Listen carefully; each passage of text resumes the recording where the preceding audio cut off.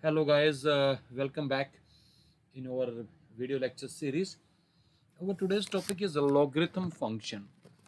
So I will be discussing what exactly is a logarithm function. See how we define a logarithm function.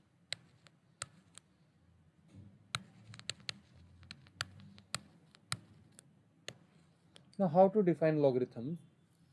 Just try to understand it. Suppose I'm writing that a is not equals to 0, okay, and a is not equals to 1, and a is greater than 0, in fact, is a real number. Okay. Now, if I define, if I say a raised to power x is equal to some y, then we call this a as base. In other way around, some base raised to power x is equals to y. And there is a restriction on the base.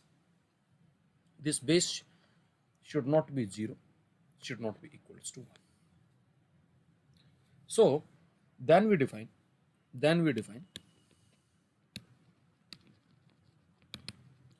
log base a of y is equals to x. Now how this definition works, suppose if you are solving 2 raised to power 3 is equals to 8. So you better know that here base is 2. Now log base 2 of 8. Now how you have to think it? On this base, which raised to power will give 8? So that thing you have to write on the right hand side like this. Now similarly, when you are solving 10 raised to power 2, it is turning out to be 100. Now if somebody asks what is log base 100, sorry, log base 10 of 100. So now think which raised to power will give rise this 100. So you have to write 2. Now suppose if I am writing log base 3 of 9. Now you have to think which raised to power will give this 9. So write on the right hand side, that is namely 2. So better know that 3 raised to power 2 is 9. Similarly, you know that suppose if I am writing log base 4 of 16. So which raised to power will give 16? So write on the right hand side. So this is the way we used to define log. Now some interesting fact. Now suppose again I am writing log base 3 of 81. So which raised to power will give 81? That is 4. So this is the way that we define log. Now some important feature.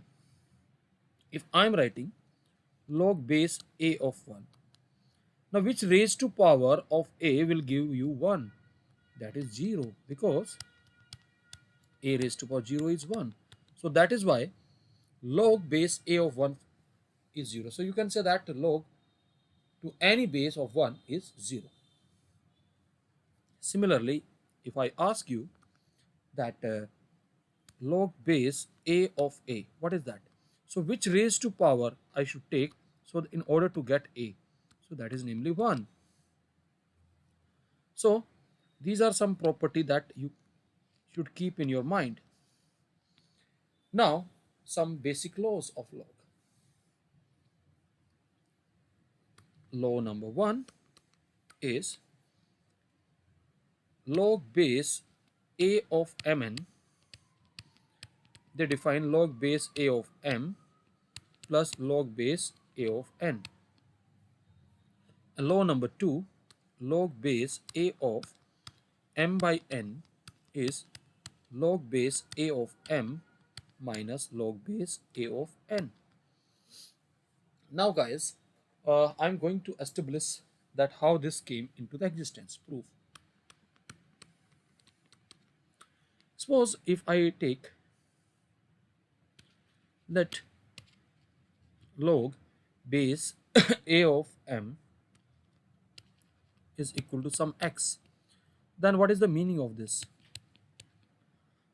Its meaning is you must have given a raised to power x, then it is coming out to be m. Okay, and I'm also letting log base a of n is equal to some y, so I can say that a raised to power y is equal to some n. Okay, now what is m into n? It is simply, namely a to x, a to y. It is a raised to power x plus y. So what we obtain, a raised to power x plus y is equals to mn. Now if I ask you what is log base a of mn, now which raised to power is giving this mn? That is namely x plus y. Now what is x and y? Now see, it is clearly mentioned log base a of m plus log base a of n. Now similarly, if I divide it, what is m upon n? A raised to power x over a raised to power y. That is nothing but a raised to power x minus y. Now again, if I ask you what is log base a of m by n, so which raised to power of a is giving this m by n? This is nothing but x minus y. So you can easily say, now what is x and y? That is log base a of m minus log base a of n. So this is how we prove these two properties. So it's a simple proof, guys, so you can easily understand it. Now there is a third law as well. Third law. What is that? Log base a of m to the power n. They are saying that it will be look like this. Log base a of m. Now in mathematics the proof is mandatory, so we won't believe it, so we'll try to establish this. If I'm let log base a of m is equal to some x, then what is the meaning of that? A to the power x must be equals to m. Yes. Now as per this question, so what we need m to the power n. Now taking m both side raised to power n. So by law of indices, can we write this as a of xn m to the power n. Now if I ask you what is log base a of m to the power n, now see here this a is base here, so which raised to power of a is giving m to the power n? This is nothing but xn. So this is nothing but n. Now what is x? Log base a of n. So this is how this came into the existence. I hope it is clear. Now we have some interesting rules, and that is again some laws, and that is the base changing formula, or sometimes we call this as or chain rule. Now let us understand it. It is very interesting law. Suppose if I am writing log base a of m into log base b of a. Now how this chain rule work here? Now see, here is some base a and then a. These two things if are common, so they neutralize and it coming out to be log base b of m. Okay, now again some small proof of it. See, again I'm let log base a of m is equal to some what? X. Okay, and log base b of a is equal to some y. So then what it will imply? it will imply a raised to power x must be equals to m. And what would imply? B raised to power y is equal to some a. These two things came into the existence. Okay, now what I will do, on this expression, if I take both side raised to power x, I have taken. Now this is nothing but equal to how much? M, because a raised to power x is nothing but m. Now this expression become b of x raised to power y or y raised to power x, which are same. Now if I apply the definition, log base b of m, so which raised to power of b is giving this m? This is xy. Now what is x now, guys? Log base a of m. What is y?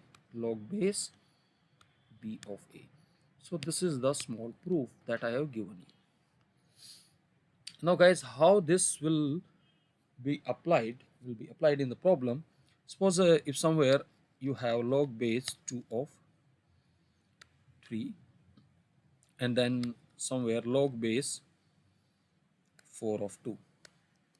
Now these two things will then, you can say, neutralize, and this is nothing but equals to log base 4 of 3, like this. Now we can state it in some other way around, like this. Just try to understand it. Can we rewrite this property like this? My log base a of m can be written like this: log base b of m over log base b of a, like this. Now see, suppose I have log base 2 of some x and I want to convert it into base 10. So what I will do, it will be simply log base 10 of x upon log base 10 of 2 by use of this result. Now on the basis of this result, I will give you some interesting formula. Again, we have established log base a of m is equals to log base b of m upon log base b of a. Okay. Suppose if I take m is equal to some b, then what will happen? Log base a of b is nothing but log base b of b, which is log base b of a. Now what is this quantity? This is nothing but 1, log base b of a.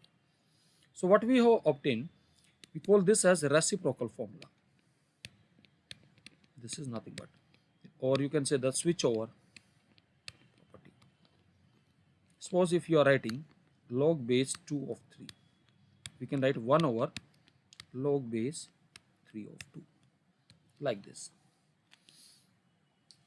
Now on the basis of this property, I am solving some question and some interesting questions so that guys you can understand it. Suppose my problem is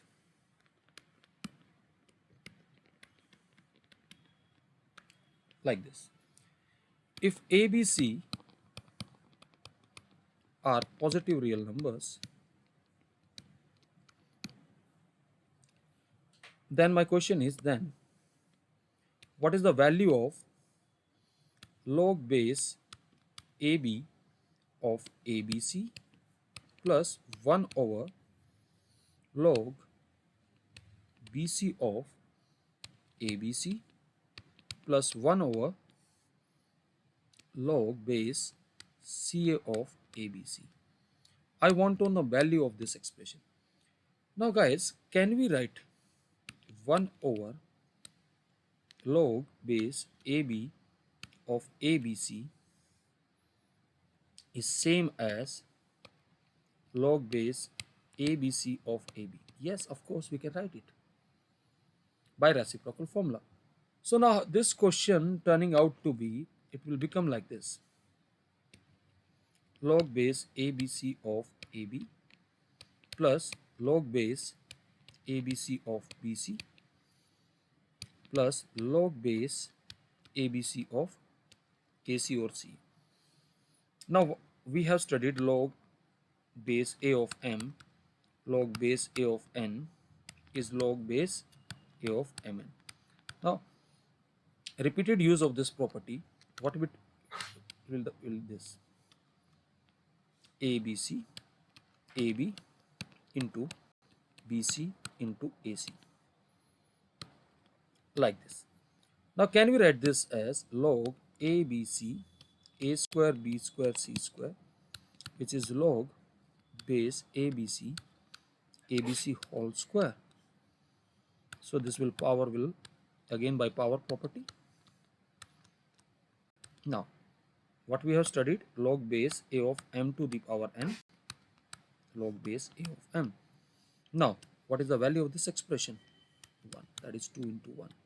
So value of this expression is 2. Now see, this expression was looking like some complex expression, but we have solved it like anything. It's not so difficult at all. Now one more problem I'm solving for you guys. Try to understand it. It is a very interesting problem. Try to understand that how we are going to simplify that problem, because sometimes the problems looks like that it's so difficult and we can't solve it. Now another problem. Suppose the question is, if x is equals to log base A of BC, y is equal to log base B of CA, and z is equal to log base C of AB. The question is, prove that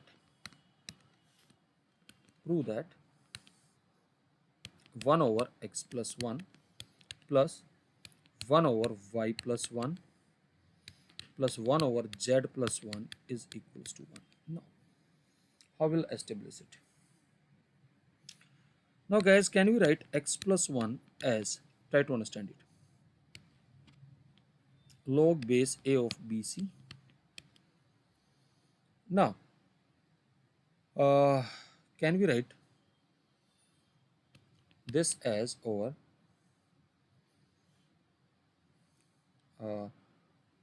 log base A of A, because it is 1. So can we write this as log base A of ABC? Yes, of course. Similarly, this y plus 1 will be equals to B of CA plus log base B of B. This is log base B of ABC. And then z plus 1 is log base C of AB plus, now what is that? Log base C of ABC. Now 1 over x plus 1 is 1 over log base A of ABC. Can we write this as log base ABC of A? Similarly, 1 over y plus 1 over log base B of ABC, turning out to be log base ABC of B. And similarly, 1 over z plus 1 is 1 over log base, what is that?